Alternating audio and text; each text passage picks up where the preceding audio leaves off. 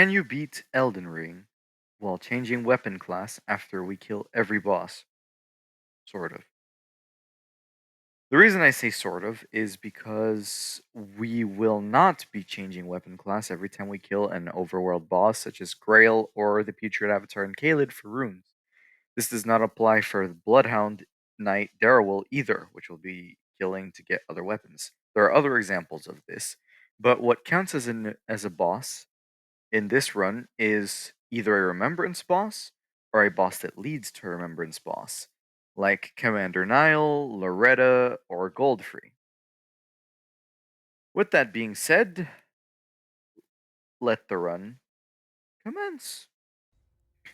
We start with a little character creation. Our character is an old man named Jack, as in Jack of all trades, because he will be using every weapon class. Why he's an old man? Because he has experience. A lot of experience. We start the run as Wretch in order to have an even stat spread and to be level 1, meaning that we can put as many levels as we can into points for stat requirements for weapons. Some weapons that we're going to use have pretty high stat requirements, like the Dragon King's Cragblade with 37 dex, or the Giant Crusher with 60 strength. However, I will explain how we will reach said requirements a little bit later. So, while we load into the actual game, I will discuss how I've decided which bosses I'm going to use which weapons on. It should be quite simple. Bosses that have a weakness to pierce damage will probably be fought with pierce weapons. The only boss that going into this I knew which weapon class would take up was Rykard, because he gives you the Serpent Hunter, a great spear used specifically to defeat him, give you an advantage in his arena. So we will be using the Great Spear for Rykard. Well, now I will provide you a list of all the bosses that we're going to kill. Our first boss will be Margit. Second will be Godrick. Then 3 we go to Liurnia, the Academy with Red Wolf of Radagon, and then Rennala. Then we go to Altus and kill the Godskin Noble at Volcano Manor, followed by Rykard and the Draconic Tree Sentinel. Then, after killing Godrick and the Rykard, we have 2 Great Runes, so we can enter the capital and kill Godfrey and Morgott. After them, before going straight to mountaintops, we will kill the Regal Ancestor Spirit, Starscourge Verdun, Royal Knight Loretta, and Astel, Natural Born of the Void. After this, we will go back to Caelid, kill the Putrid Avatar and Grail on the bridge for runes to level ourselves up a little. Then we will challenge the Valiant Gargoyles with the Dragon Halberd obtained in Nokron after defeating Radahn to take us to the deeper depths where we will fight Fia's champions and the Lichdragon Fortissax. After that, we will go fight Commander Niall to get to the Holic tree, fight Loretta, and then after Loretta, we will finally be going to the Mountaintop of the Giants and doing Fire Giant. Then we will defeat the Godskin duo, followed by Maliketh, then Placidussax. Then we proceed to Ashen Capital with Gideon Ofnir, Godfrey the First Elden Lord, and before killing RadaBeast, we go take out Moog and Malenia. Then we go back to Ashen Capital to take care of RadaBeast and its DLC time after that.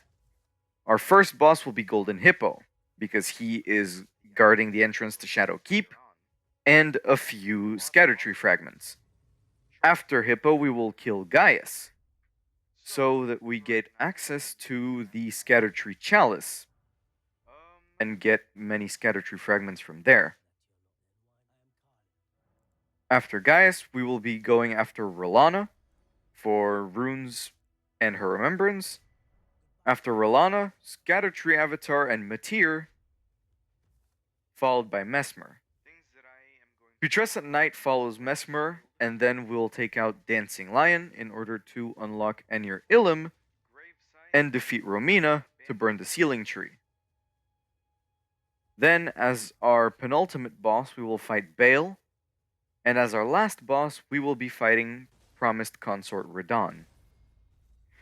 As you saw in that last clip, we buy the crafting kit from Merchant Kale, then make our way over to the Gatefront ruins to pick up the Limgrave map fragment, the Spirit Spectral Steed Whistle, whatever it's called, Torrent, basically, talk to Melina, accept her accord, and also pick up the Whetstone Knife in order to be able to change Ash of War at a Site of Grace instead of having to go back to EG or Hugh. After accepting Melina's accord, we begin to farm the nearby knights at the Gatefront ruins, the ones carrying brass shields, in order to get ourselves a brass shield. The brass shield will be the weapon that I will use to kill Margit because I have no other ideas. And we need to get the crappy weapons out of the way for the easy bosses so that we can have access to the more powerful weapons for endgame bosses that are harder. So, we use the medium shields category on Margit. Small shields can be useful because of the Viper and the Smith script shield, and great shields are really useful if you pair them with bleed plus shield crash, which is the strat we will use for Gideon Ofnir. We, if I was a little smarter, I would have grabbed the Steelwire Torch to kill Margit and then used the Marred Leather Shield to kill Godrick instead, because the Marred Leather Shield has more of an offensive property, having bleed. But in the end, I'm glad that I just chose Margit to have, well, the medium shield because it helped me learn his moveset. So, yeah, I guess there was a plus side to it. After grinding for a little while, we eventually do get the breath shield drop and a helmet, so that's cool. We also get the Lord Soren Straight Sword, but we will not be using that for very long. Instead, we sell it to Hugh,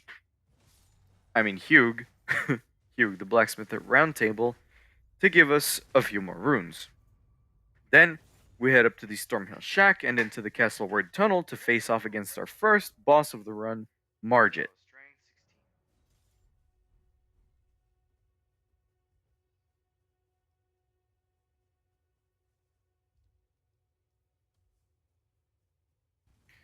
Before we begin to battle Margit, I will explain how the bosses work. I will include the first attempt, any upgrades we make during the boss fight in order to beat it, any highlights or funny moments during the boss fights, and, last but not least, the winning attempt, normally featuring a cool music video-ish esque montage. So, enjoy! I will not be using any summons as well.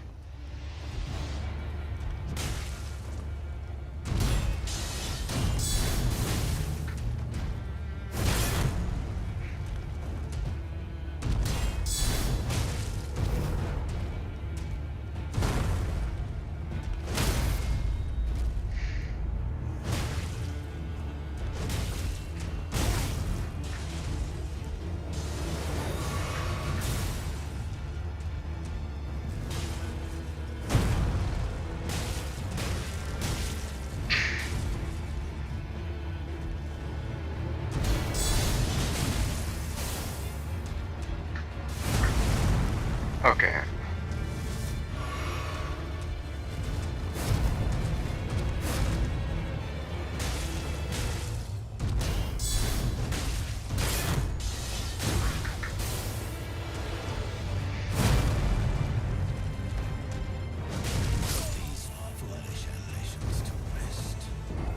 You know what? I'm happy with that for my first attempt.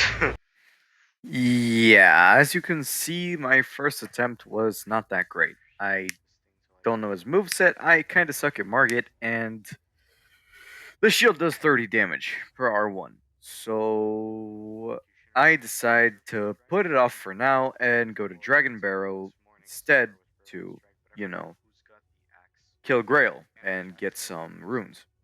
But before we go to Dragon Barrow, we go to the Third Church of America for the Physic Flask, a Sacred Tier, and also for the Teleporter to Dragon Barrow. After that, we grab the Dragon Barrow Grace,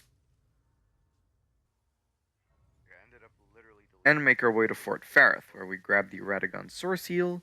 Then remember that I'm greedy, so I'm going to go kill the Clean Rat duo before I kill Grail in order to get more runes.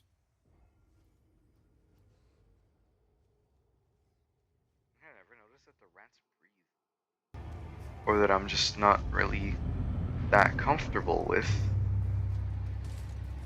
This is speaking generally.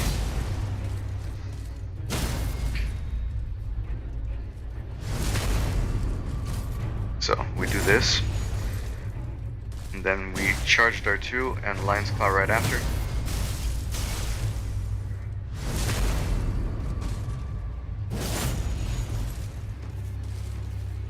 Drink!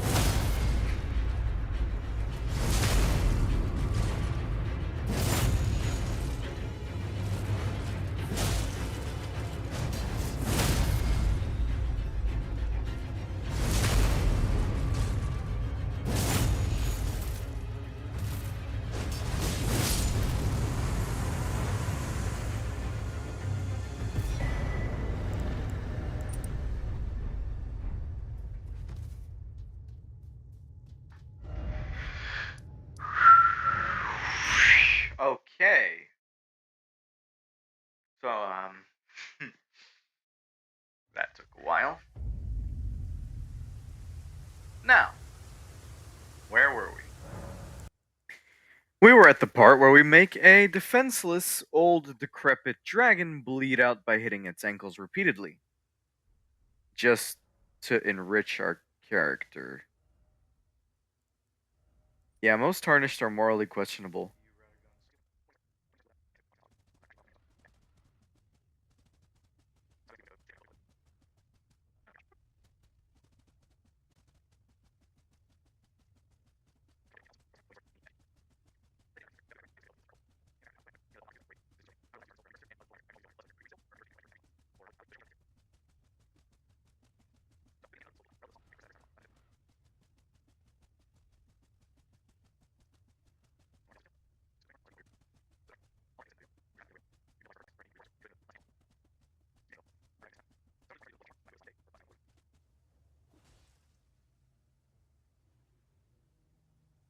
Yeats?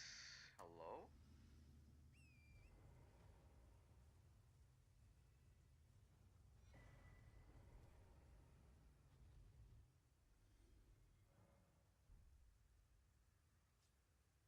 Well, I was too slow. Whatever. That's alright with me. Here I make the crucial mistake of power leveling Vigor without having killed Rennala yet. So in the next section, until we kill Rennala, I am stuck with basically 50 Vigor, but no stats to wield weapons. Thankfully, I have the Source Heal, and my upgrades still aren't too expensive to the point of being completely unmanageable when I need to invest in stats to wield a weapon. Thankfully, I also picked weapons that have relatively low stat requirements for the early bosses, such as the Shield, the Torch, and the Hustle Whip, and the Bloodhound's Fang. And after using all of those, I can kill Rennala and unlock respecking with Larval Tears so that I can wield more weapons and use them more efficiently.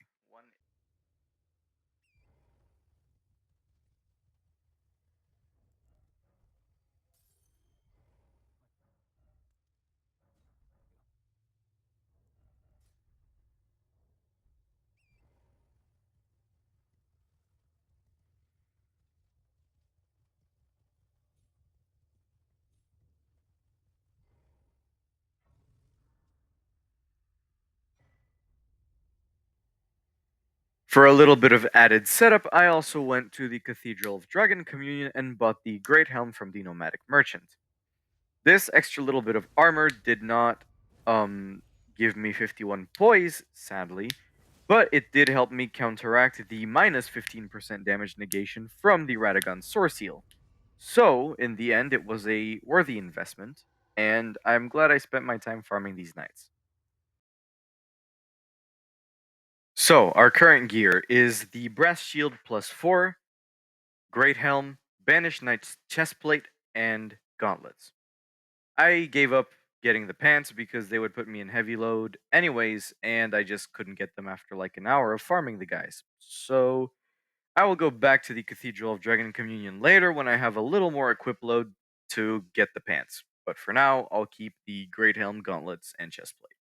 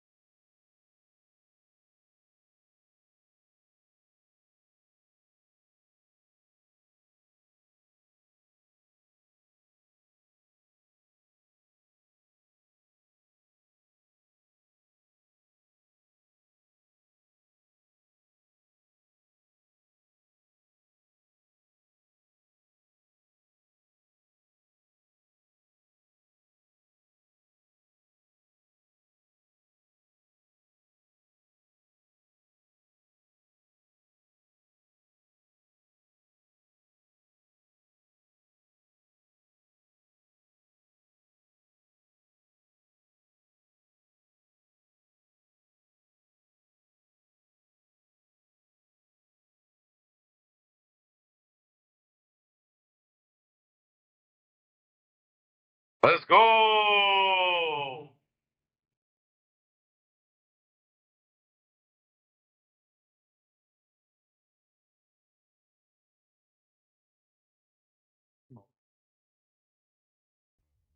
So, after our triumphant victory against Margit, I equip the steel wire torch and, with my head up high, go to face Godrick, the Grafted.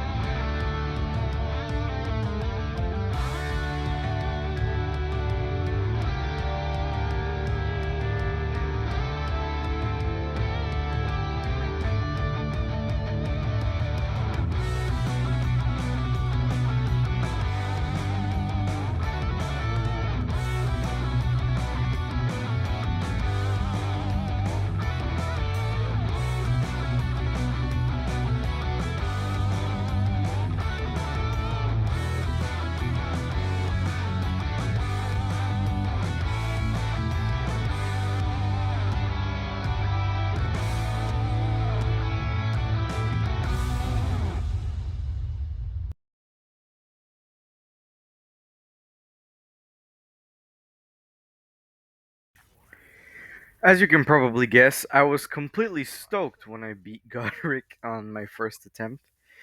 Mostly because he is another boss that on most playthroughs I just breeze through because I go kill Grail and the Putrid Avatar before fighting them.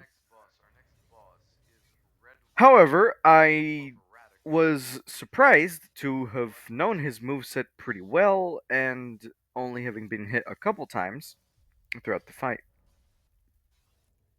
However, there is a small problem with the audio that I will do my hardest to fix. However, I checked, and for all of this hour of recording, the footage, like the gameplay, is out of sync with the audio and with my voice. So, I will check to see what the cause of the problem is and fix it for our next recording session. So, I will do mostly voiceover for this section, and yeah, I hope it's not too bad. So, after Godrick, our next important boss, that is Red Wolf of Radagon. And for the Red Wolf of Radagon, I actually. He was one of the last bosses I assigned a weapon to, and I had not used the curved greatsword weapon class, so I just assigned the Bloodhound's Fang to the Red Wolf of Radagon because I didn't know what else to give the dude. He's fast, so I need a weapon that's fast too, and he usually gives me trouble on most runs. Besides, it's an early, accessible weapon that I don't have to give too much thought because the boss that drops it is an absolute pushover. So, with that being said, I traveled to the Forlorn Hound Everjail and blew up Darrowell with the Stormcaller Ash of War. And you won't be able to hear it because my voice was out of sync, but I kept calling Stormcaller Windcaller, like the character from Skyrim. Just wanted to point that out because I found it funny. After getting my little hands on the Bloodhound's Fang, I headed to Liurnia of the Lakes and took the teleporter at the Laskia Ruins to go to the Academy of Raya Lucaria. After that, I jumped down onto the rock and grabbed the Academy Glintstone key to go to the Bellum Church and grab the Giant Hunt Ash of War, which we'll be using later, and a Sacred Tear.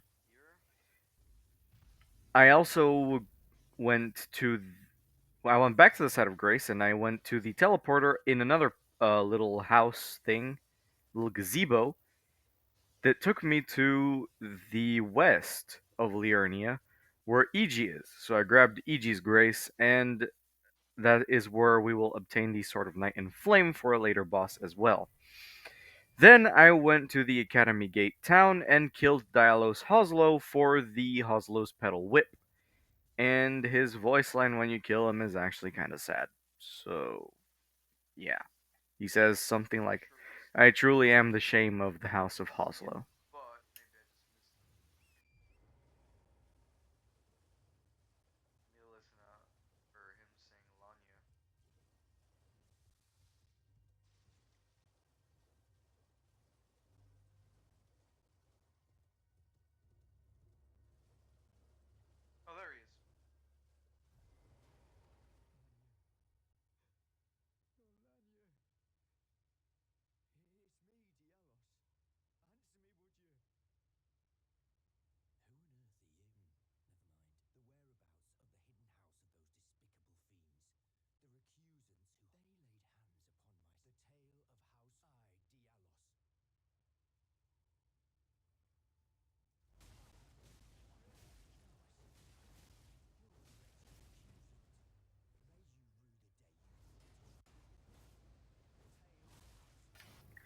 After killing Hoslo, I went and started collecting Sacred Tears. My heals were really bad against Margit, which is the main reason that I lost, even though I had 50 vigor.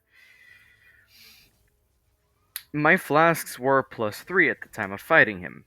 And, well, there are 2 Sacred Tears that I have not collected yet in Liurnia, and 3 in Weeping Peninsula. So, I went and collected these Sacred Tears from the Bellum Church, the Church of Inhibition, where I had a nice little duel with Vike,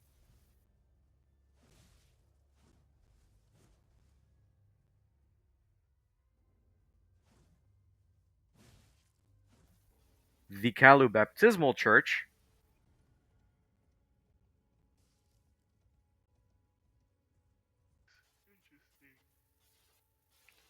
the Fourth Church of America,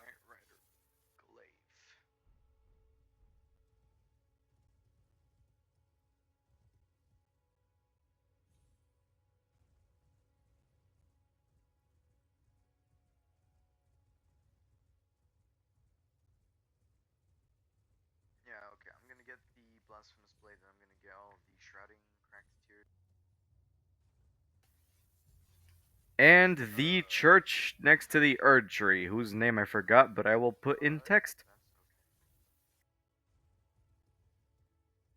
So, go back over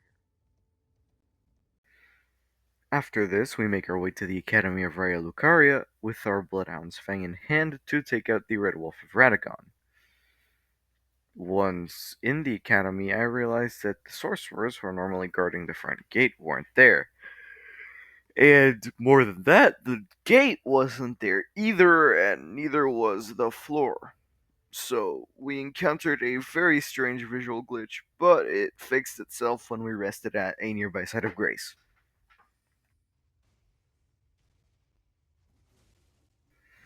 Then we grabbed the Carrion Knight's set and took off our great helm to put on some pants and some better gloves than the Exile gloves. With this new armor and the Bloodhound's Fang in hand, we went to challenge the Red Wolf of Radagon. To do so, we made our way over to the debate parlor and crossed the yellow fog wall.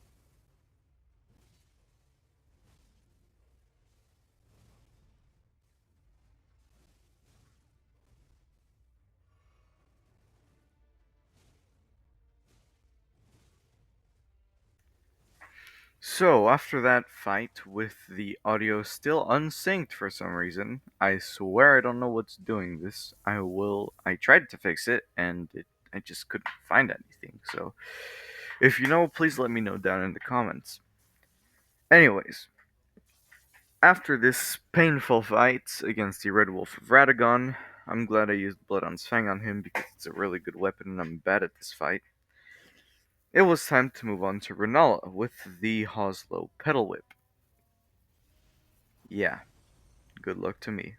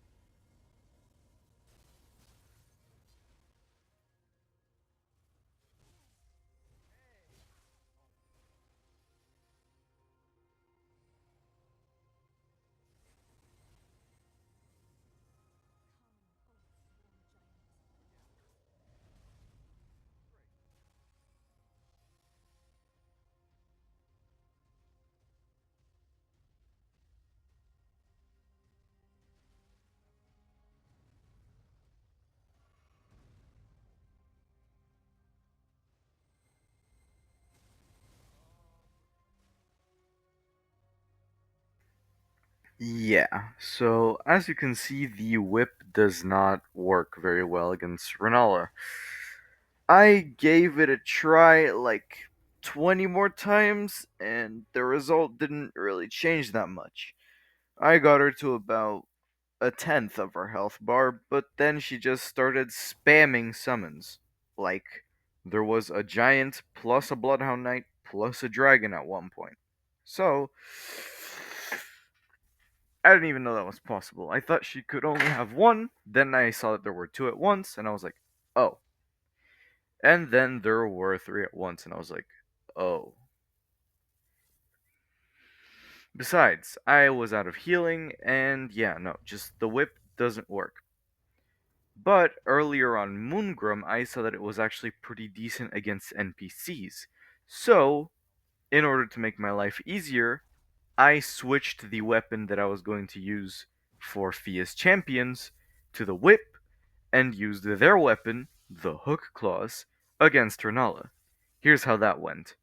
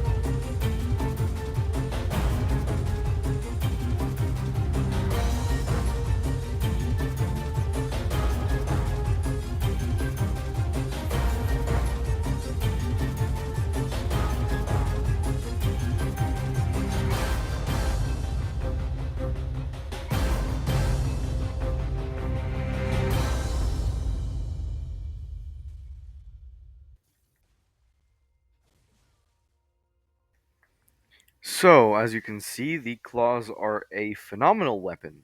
But, more than that, I beat Rennala, finally, after a while.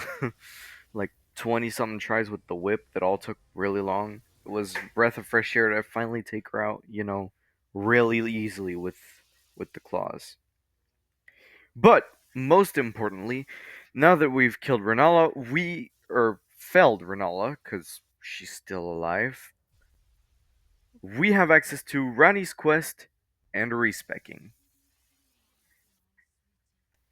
After our victory against Rennala, we go over to the Church of Irith and kill Thops for his bell bearing to buy spells and his academy staff.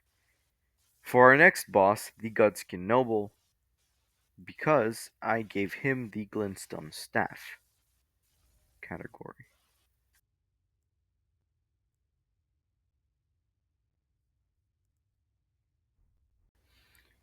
After killing Thops, I realized that I made a mistake because I need 27 int to wield the staff.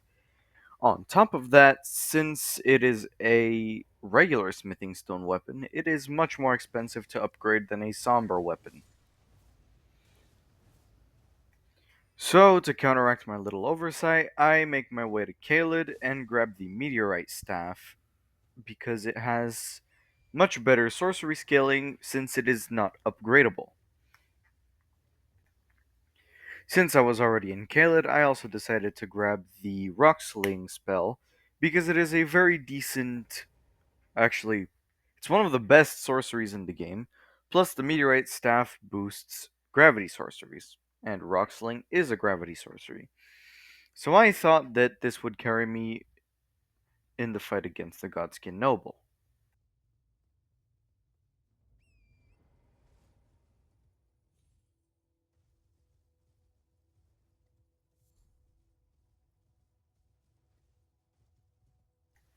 Speaking of which, I go to the Grand Lift of Dectus to reach the Altus Plateau, then make my way to the Sealed Tunnel to grab the Smithing Stone 2 Bell Bearing and Prayerful Strike Ash of War.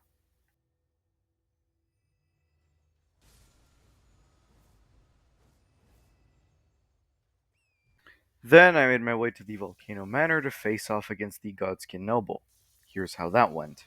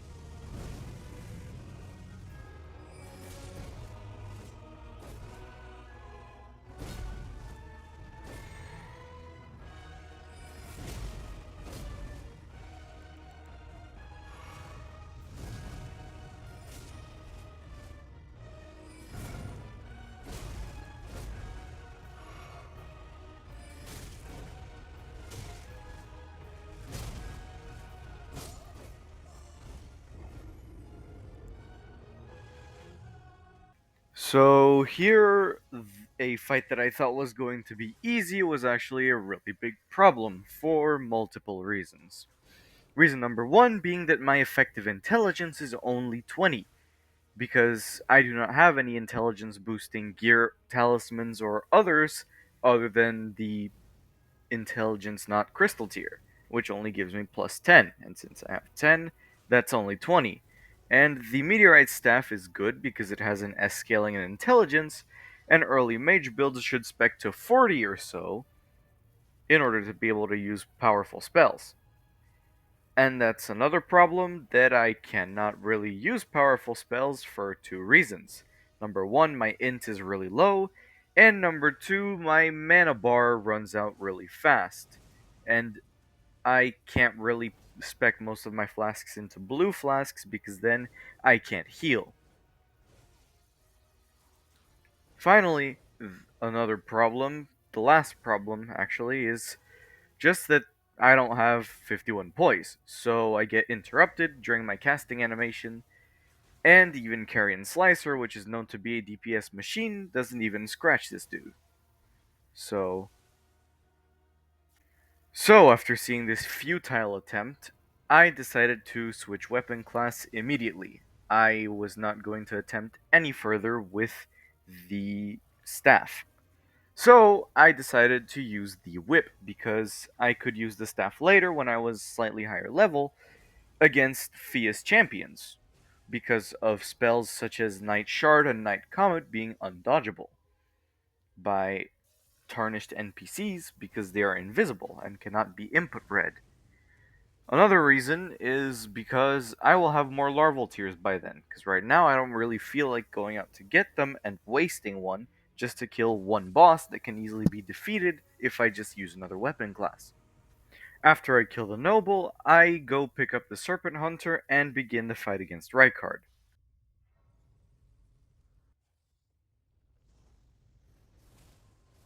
I'm not really going to talk about Rykard or show his gameplay, just his death, because, well, he's really not an interesting fight to watch. You just hold up a shield, poke him with the Serpent Hunter, and he dies.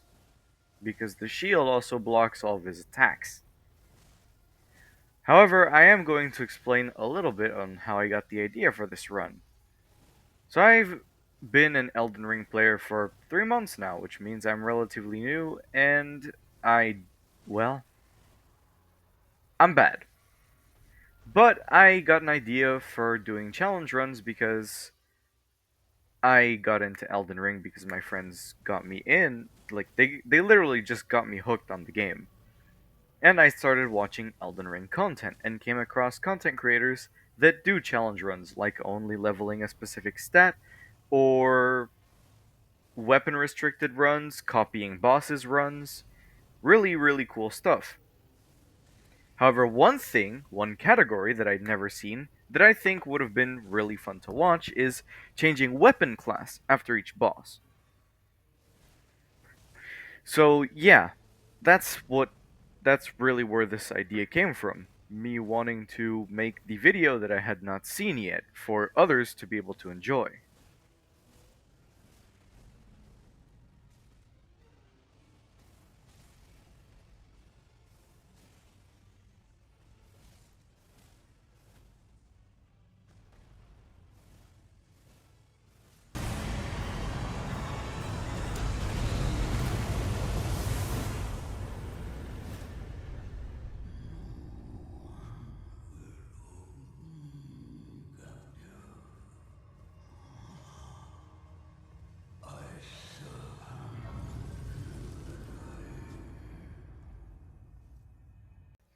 After defeating Rykard, I get the Blasphemous Blade.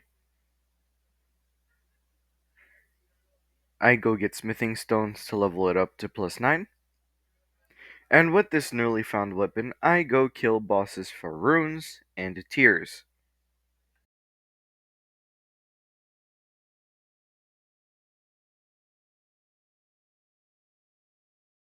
With the +9 Blasphemous Blade, I kill the Putrid Avatar in Caelid Dragon Barrow for runes and the Opaline and Hard tier.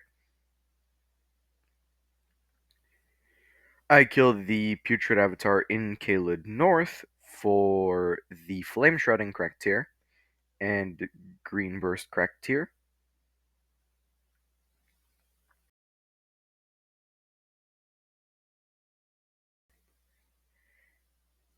I kill the one in Weeping Peninsula for Opaline Bubble tier. And finally, I kill the one in Eastern Liurnia for the Elemental Shrouding Cracked tiers.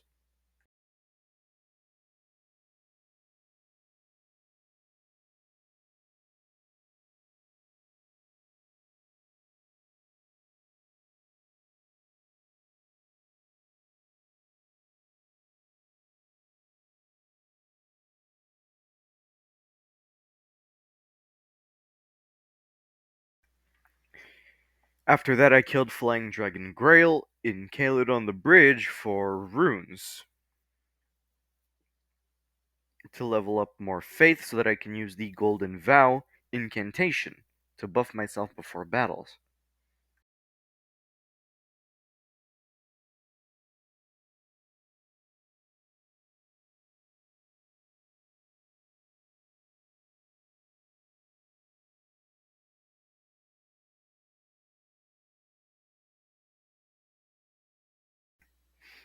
And after all that's done, and I have a few more points in faith, arcane, and endurance, I go fight General Radahn.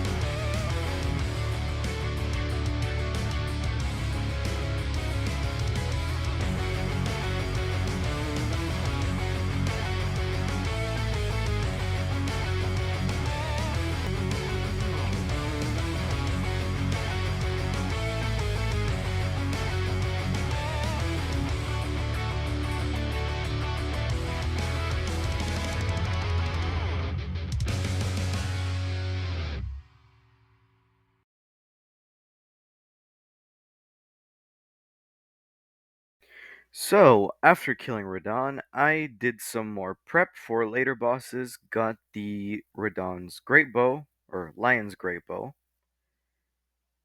duplicated the Remembrance in Weeping Peninsula to get the Starscourge Greatsword as well, and last but not least, I started Ranni's quest in order to have access to Astel.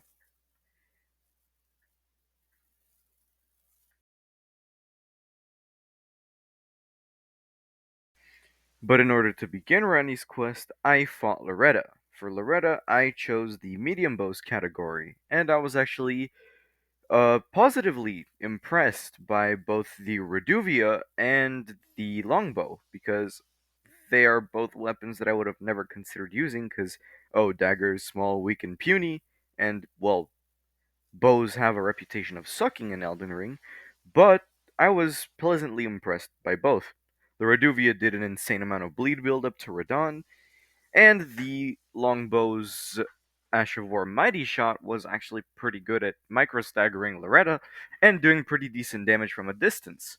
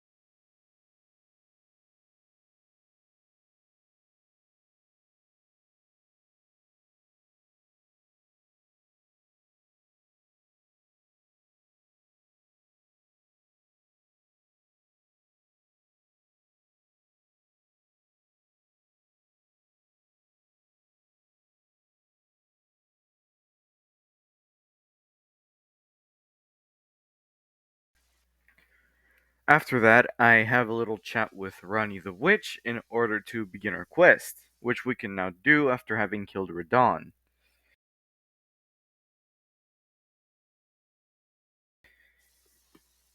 After talking to Ranni, I make my way down to the Weeping Peninsula to duplicate Radahn's remembrance.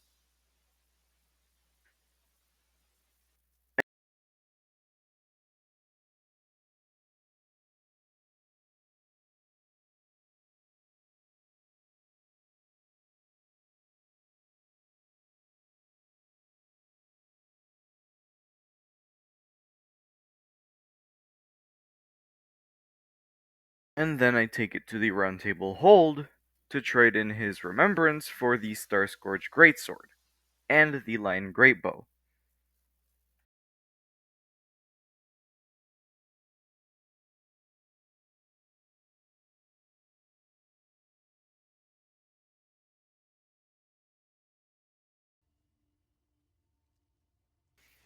After killing Radahn, I complete Fare's quest and get the Pureblood Knight's medal to access Mogwin.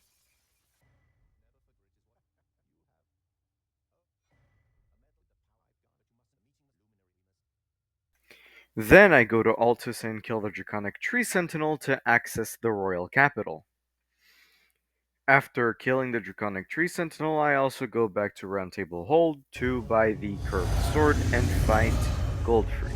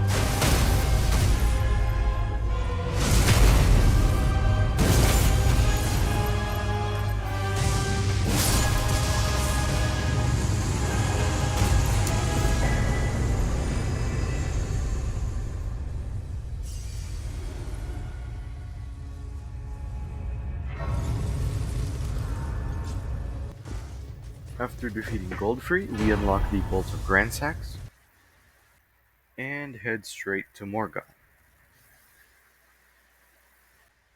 So at first, as you can see on screen, I decided to fight him using the Coil Shield because I thought that a status build would be the best for Morgoth. However, the Coil Shield's Ash of War was simply too slow and didn't have enough range for me to outrange him consistently. So later I switched to the small bow and just used Rot and Serpent arrows instead to give him Rot and Poison.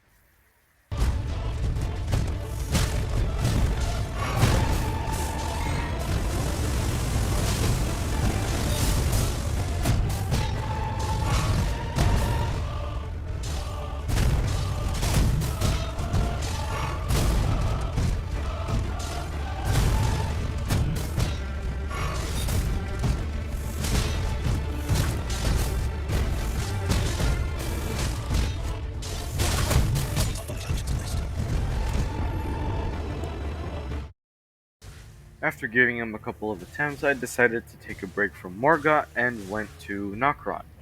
I used the Coil Shield to defeat the Mimic tier because I thought of my bow idea by then. I also went to get the Crucible Knight armor for some better defenses, and I pumped some endurance so that I could wear it. After defeating Mimic tier, I unlocked the Fingerslayer blade to progress Ranni's quest and give me access to Astel.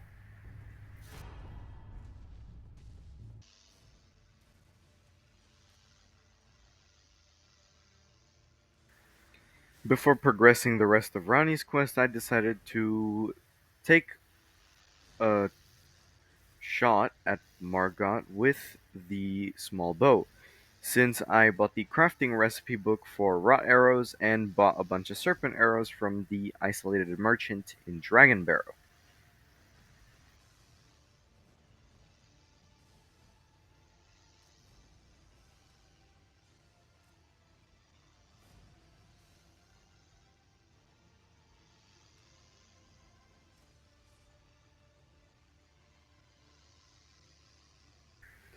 After that, I killed the Baleful Shadow to progress Ranni's quest.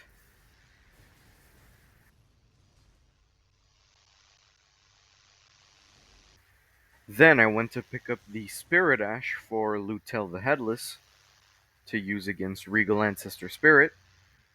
And finally, the Ruptured Crystal Tear to use against Regal Ancestor Spirit as well, because his category is tools. The tool for the Spirit Ash being the Spirit Calling Bell, which counts as a tool, and the Physic also counts as a tool. So I will be doing damage to him with the Physic, then letting Lutel kill him for the rest of his health. So, after letting Lutel solo the Regal Ancestor Spirit, I made my way over to the Schiefer Aqueduct to fight the Valiant Gargoyles. Here's the clip.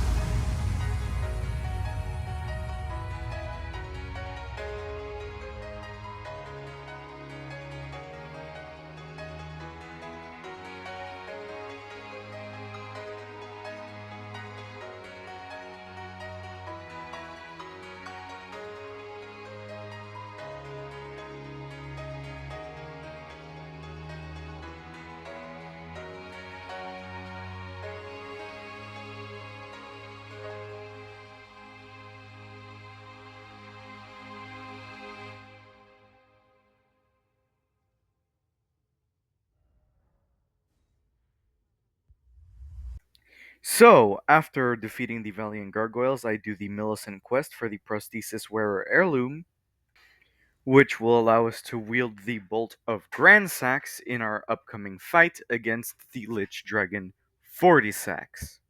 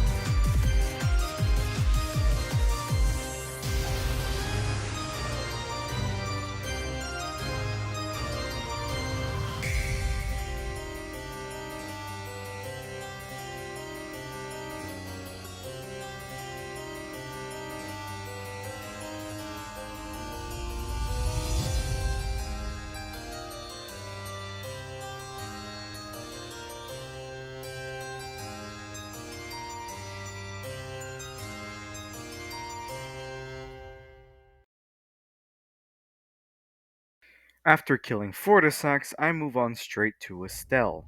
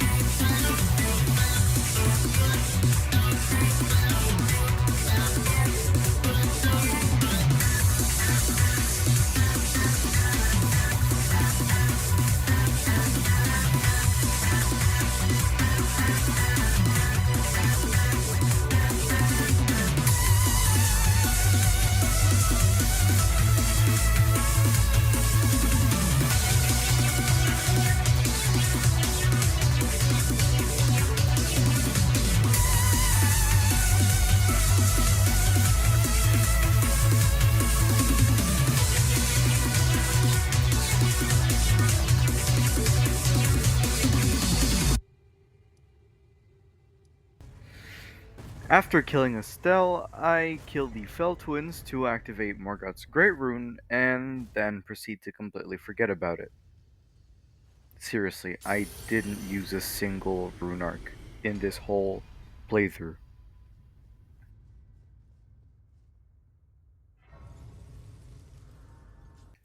Anyways, after pointlessly activating the Great Rune, I go to the mountaintops by taking the Grand Lift of Rold and using the Rold Medallion that Malenia so kindly gifted me after we defeated Morgoth.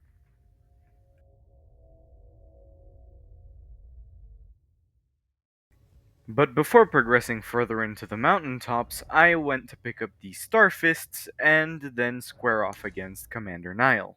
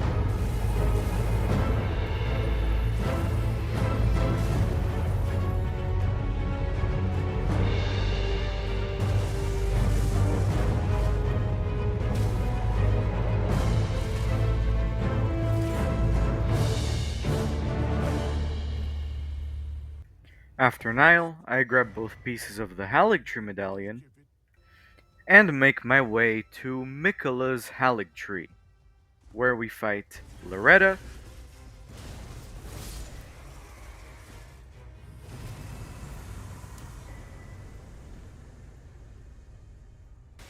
and pick up the best talisman in the game. After that we get the Mog tier and the Anspar Rapier. The weapon we'll use to challenge the Fire Giant.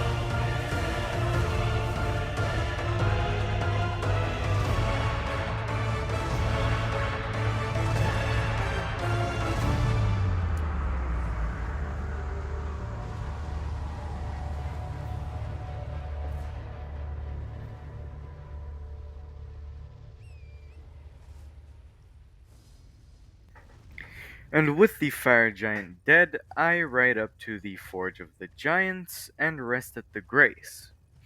This will allow us to go to Crumbling Farum Azula and beat the main game's story.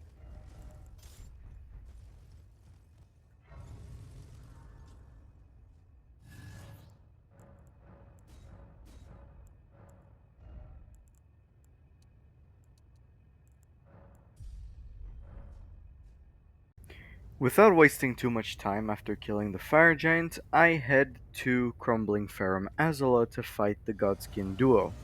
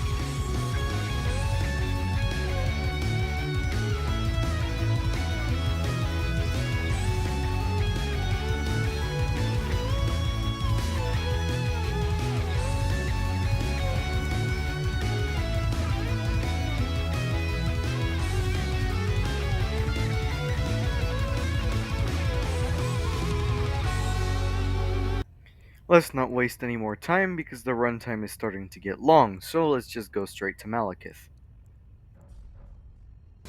I know that I just said that I don't want to waste time, but I just wanted to show you this clip of what happened to me in my first fight against Maliketh because I just watch the clip.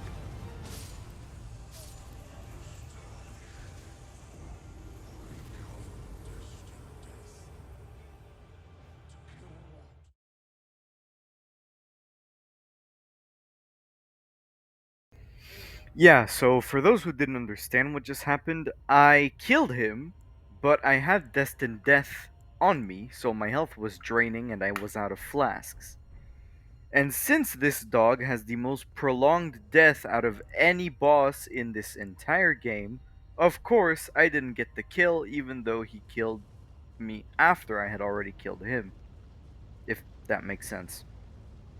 But now, let's not waste any more time. Let's get to the actual fight against Maliketh.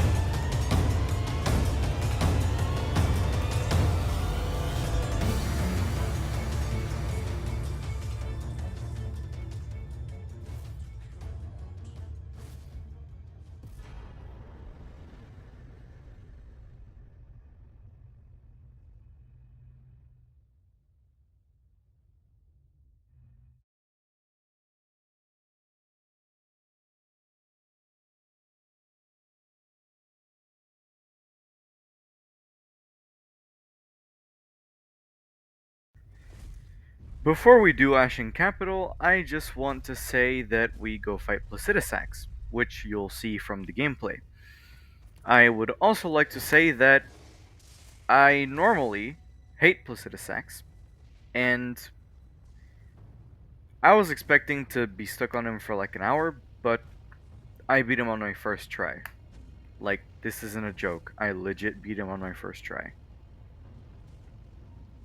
The best proof I can offer is, like, you can see that I have all my runes, but then again, I could have grabbed them, then quit out. So, choose to believe me or not, just know that I am happy.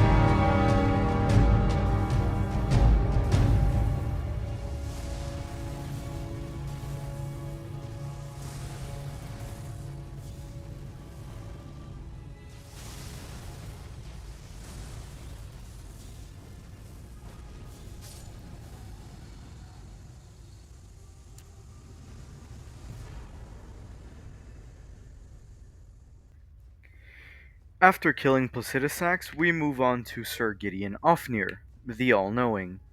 And I know I said at the beginning of the video that Colossal Shields were really OP for damage when you pair them with Bleed, but I think that this fight just truly demonstrates how OP they are.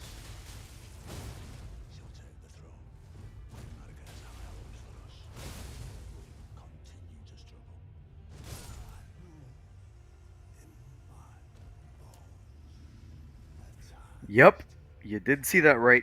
He's already dead. After Gideon Ofnir, we move on to undoubtedly my favorite boss in Elden Ring. I would introduce him, but I'll let him do that instead. Alas, I am returned.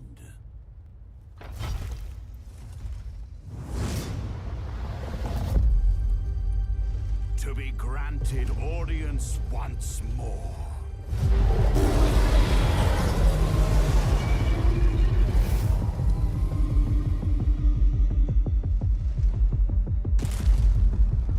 Upon my name as Godfrey, the first Elden Lord.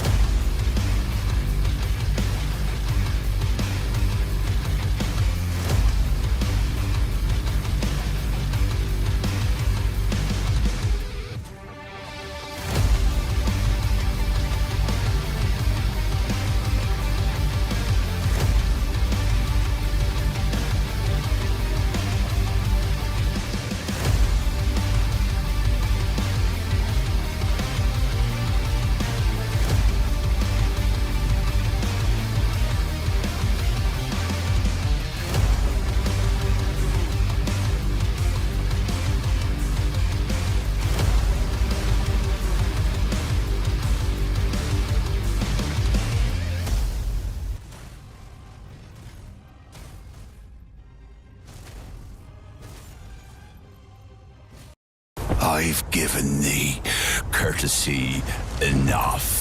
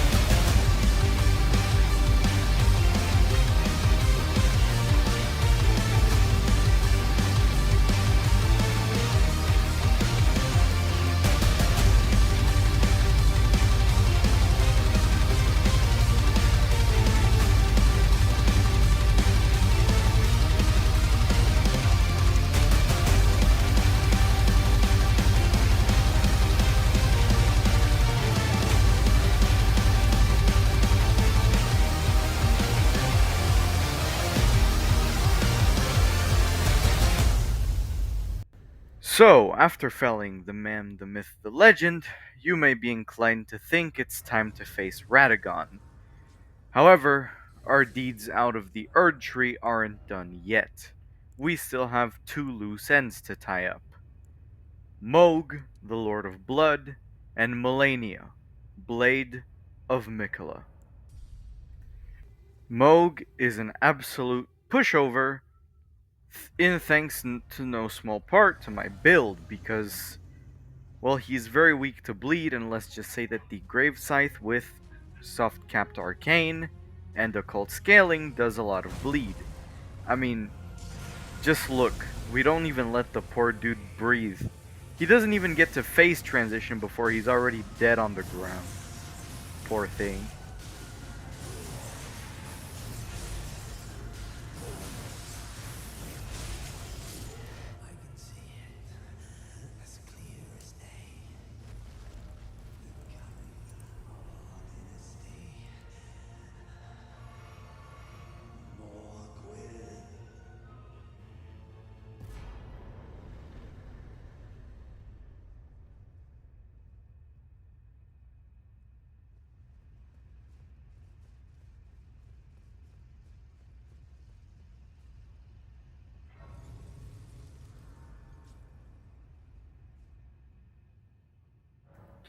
Yeah, if we count from the moment I enter his arena to the moment I receive his remembrance, the fight doesn't even last a minute.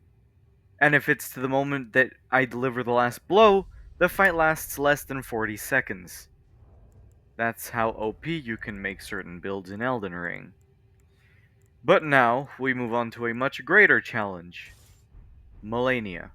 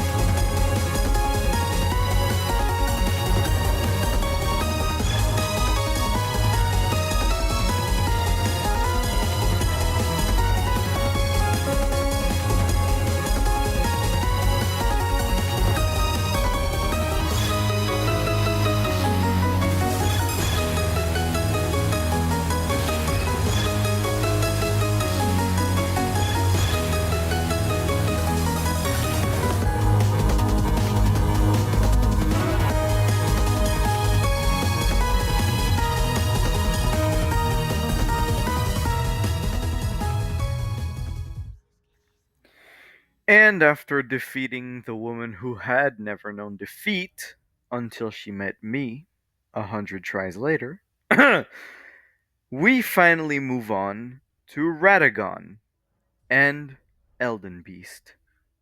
Enjoy.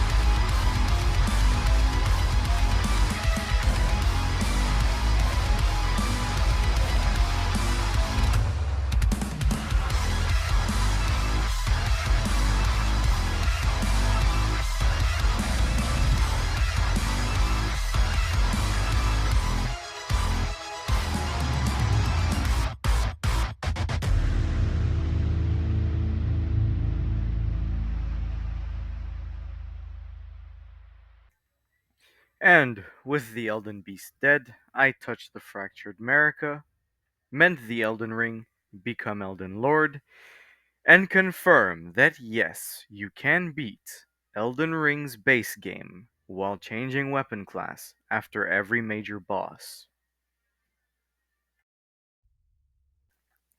I thank everyone for watching, and I would just like to say that I had a lot of fun recording this run and fighting the bosses.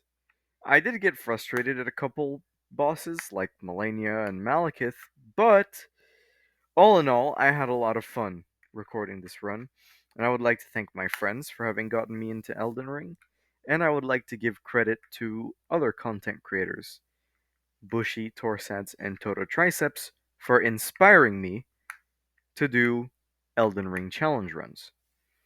With that being said, thanks for watching. Enjoy the rest of your day.